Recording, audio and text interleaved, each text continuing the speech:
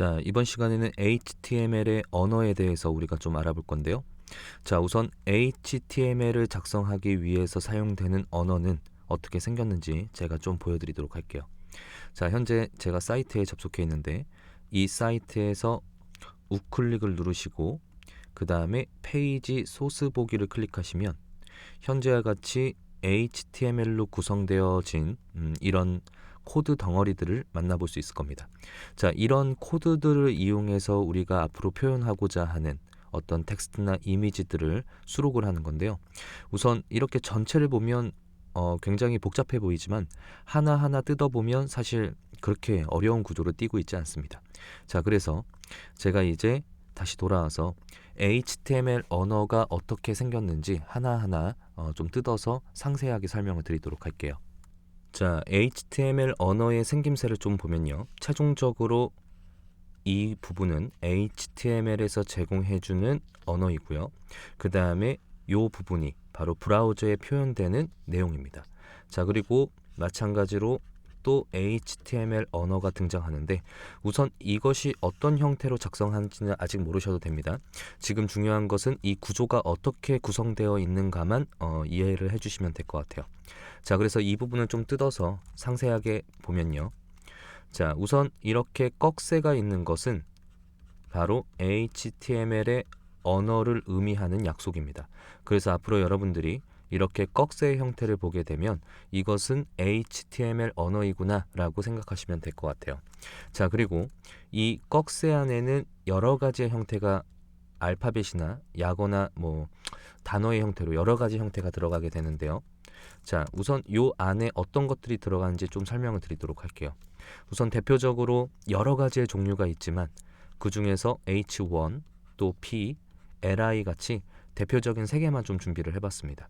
자, 그렇다면 지금 이렇게 보여드리는 이유는 뭐예요?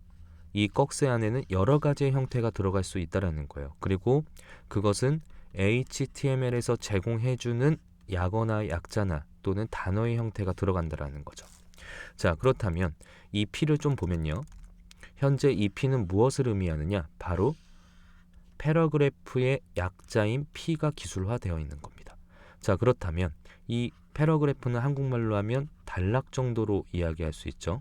그렇다면 우리가 기술하는 컨텐츠의 내용이 의미적으로 단락이라는 이야기를 컴퓨터에게 전달하는 거죠. 자, 그래서 정리를 한번 해보면 현재 우리가 기술하고자 하는 컨텐츠의 내용이 의미로서 어떤 것을 지니느냐, 이것을 바로 이 꺽쇠 안에다가 표현을 해준다라는 겁니다. 자, 이해되시죠? 그리고 이 안에 P니 H1이니 또는 LI니 이런 것들은 각각의 파트에서 자세하게 다룰 거기 때문에 지금은 이 꺽쇠 안에 들어가는 의미만 여러분들이 이해하시면 될 것 같아요. 자, 그렇다면 꺽쇠와 이런 약자의 형태를 총칭하여 뭐라고 부르느냐? 바로 태그라고 일컫습니다.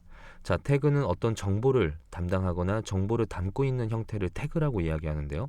자, 마찬가지로 컴퓨터에게 현재 이 꺽쇠 안에 있는 P가 단락의 의미라는 정보를 담고 있기 때문에 또는 이곳에 전달되는 컨텐츠의 내용을 이 P라고 하는 태그가 담당하기 때문에 총칭하여 태그 정도라고 이야기한다라고 생각하시면 될 것 같아요.